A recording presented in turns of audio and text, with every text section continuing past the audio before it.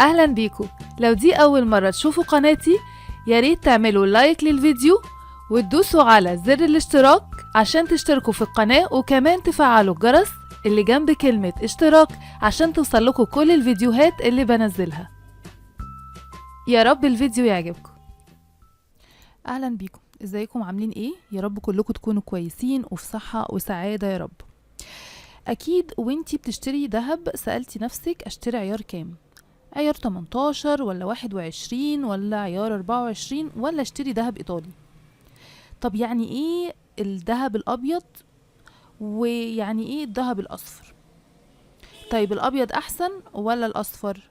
في الفيديو ده هشرح لك كل حاجة عن انواع الدهب بطريقة سهلة وبسيطة، وبعد الفيديو ده هتبقى عندك تصور كامل ايه الانسب ليكي. يلا بينا نشوف الفيديو. اول حاجة لازم تعرفيها هو الفرق بين عيارات الدهب. والدهب بيتقاس بعياره، يعني كمية الدهب الصافي اللي فيه. العيار الاعلى يعني دهب انقى. فعندك عيار 24 هو انقى نوع، فيه 99.9% دهب صافي، بس بيكون طري جدا، مش عملي لللبس وصعب ان هو يتشكل ويدينا موديلات في الدهب.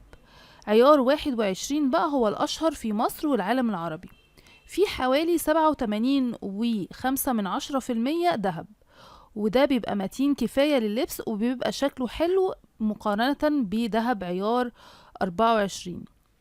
عيار 18 فيه 75% دهب فقط، وبيكون فيه 25% معادن أخرى زي النحاس والفضة وبعض المعادن التانية.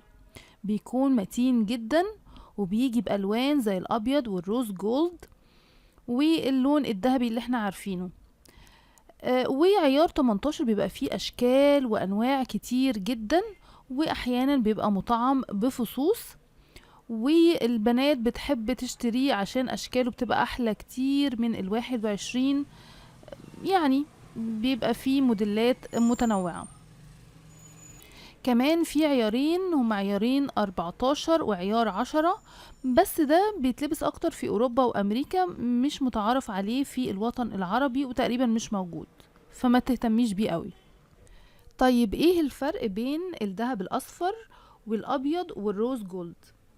الذهب الاصفر هو الشكل الطبيعي وده الناس متعودة عليه، اما الذهب الابيض هو ذهب عيار 18 غالبا، بيبقى مضاف له بلاتين او فضة عشان لونه يفتح، وبينضاف بطبقة من الريديوم. اما بقى الروز جولد ده دهب مضاف ليه نحاس علشان ياخد لون وردي انثوي كده وجذاب ويعجب البنات. طيب ازاي اختار العيار المناسب ليا؟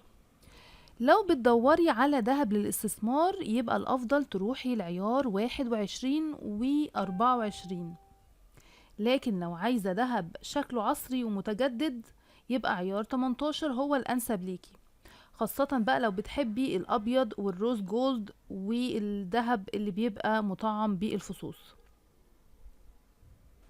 دلوقتي كده انت عرفتي الفرق بين أنواع الدهب وأشكالها. قوليلي بقى في الكومنتات انت بتفضلي انهي عيار، ولو عجبك الفيديو ما تنسيش تعملي لايك وسبسكرايب للقناة وتفعلي زر الجرس عشان ينزلك الفيديوهات اللي بنزلها اول باول، وما تنسيش تشوفي الفيديوهات اللي قبل كده عشان بجد انا متأكدة ان انت هتستفادي منها. اشوفكم في فيديو جديد والسلام عليكم.